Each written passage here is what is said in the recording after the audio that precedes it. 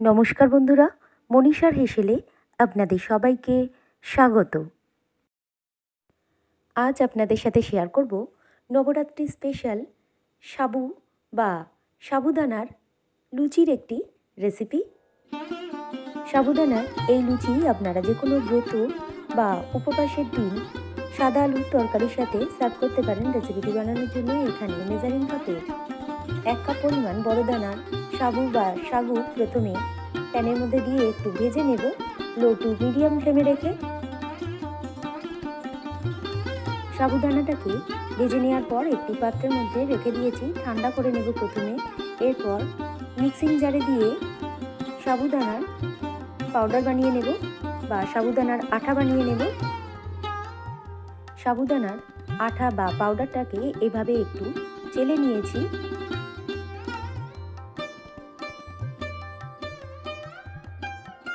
সাবুদানার পাউডারটা বা আঠাটাকে রেডি করে নেওয়ার পর একটি সিদ্ধ করে নেওয়া আলু এইভাবে ম্যাশ করে নিয়েছি।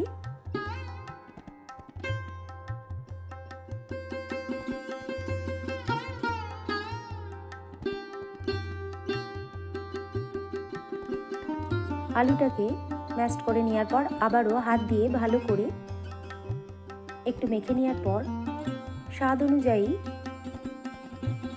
রক সল্ট দিয়ে দিলাম।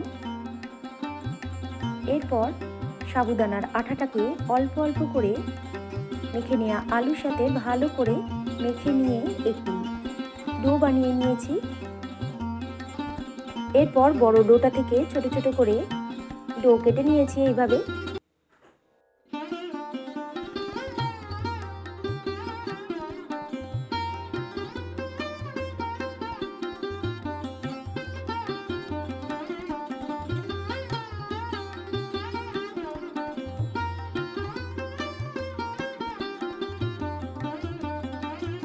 সমস্ত ছোট ডোগুলোকে রেডি করে নেওয়ার পর যে স্থানে ডোটাকে বা লুচিটাকে বেলে নেব সেখানে অল্প একটু অয়েল এইভাবে হাত দিয়ে ব্রাশ করে নিলাম। এরপর রোলিং পিনটাতেও অল্প একটু অয়েল ব্রাশ করে নিয়েছি। লুচিটাকে এইভাবে বেলে নিতে হবে।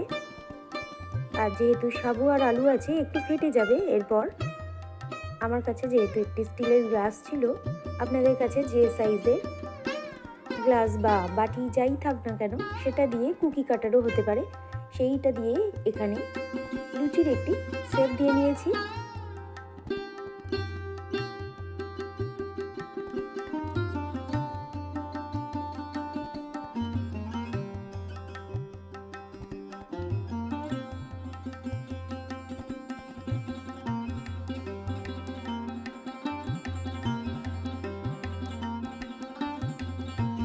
আপনাদের বোঝার সুবিধার জন্য বন্ধুরা এখানে দুটি সাবুদানা লুচি করে দেখিয়েছি। আশা করি আপনাদের বুঝতে কোনো অসুবিধা হবে না।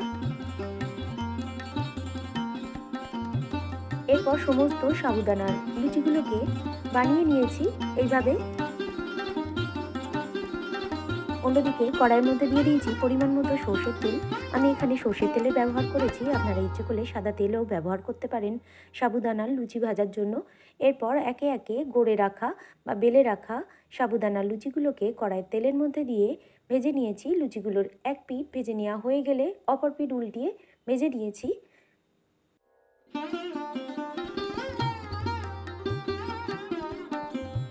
লুচিগুলোকে ভেজে নেওয়ার পর এইভাবে তেল ঝরিয়ে একটি পাত্রের মধ্যে তুলে রেখেছি।